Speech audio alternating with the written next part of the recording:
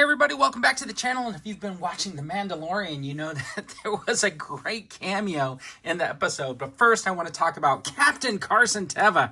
And you know, I made this custom a year ago, and he was full pilot gear. What I did was I just pulled his arms off. I stuck Poe's arms on, and I just gave him Poe's jacket for the interim.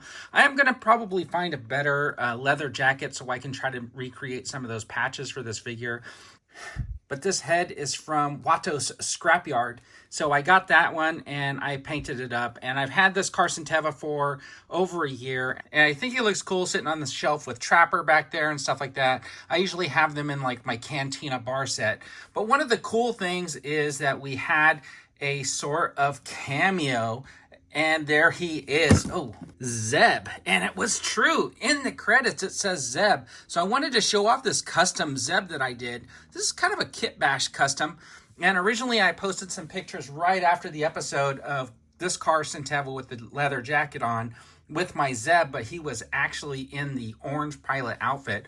Well, I went ahead and like fixed it up because I wanted to make it more authentic to what was going on in the show.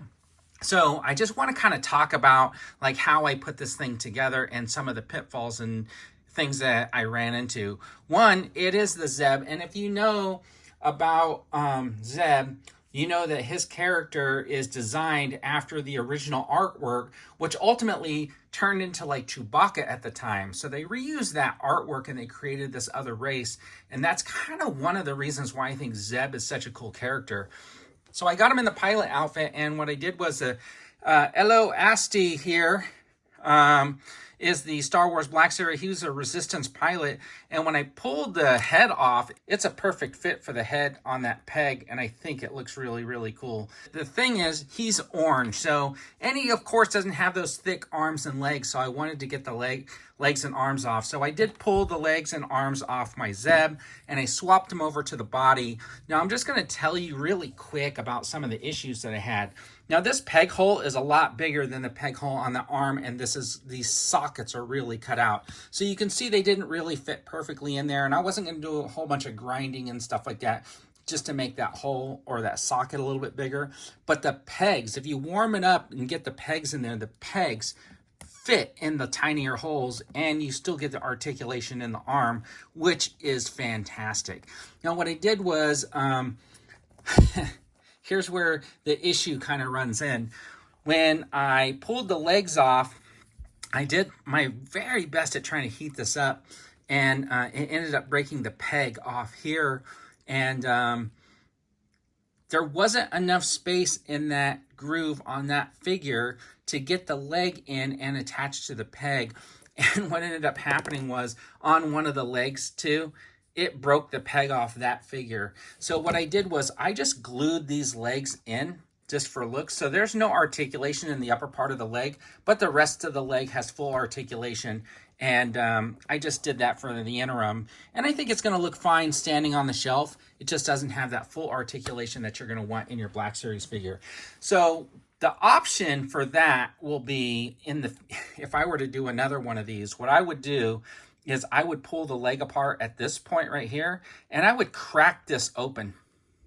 So once you get that piece off, you can like wedge something in there, and you can see there's like a split in the leg. I would pop that open to be able to get the leg off, and then it would give me some more options. Now you will have to do some adjusting in this part of that figure because of how big the leg is to get that articulation, and because the peg sits a little bit too high. So you will have to do that, but I would do all that extra work to get that articulation in there. And I may end up doing like another one just as a proof of concept. Now I know in the show he has like some gold right here, and that's where his arms are cut off, and they didn't really show his legs, but I imagine that of course his feet are exposed. So instead of gold, I just painted those things. I didn't really want to take any of the pieces off, so I just went ahead and painted them, and then I painted his gauntlets and stuff black.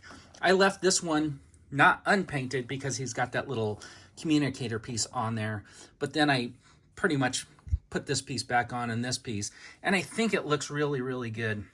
Now the paint I use is this model color. It is Vallejo, and it is the dark blue is what I use, and I think it was almost like the perfect color for it. So what I'm going to do is I'm just going to like get a close-up of it, just so you can kind of see some of the quick painting that I did. And I think it looks really, really good.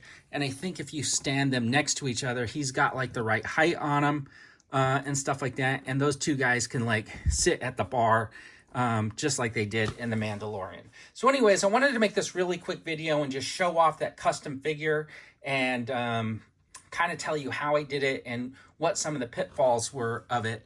But overall, I think it turned out pretty good. Let me know what you guys think in the comments. I'd really appreciate it. And as always, everybody, have a fantastic day.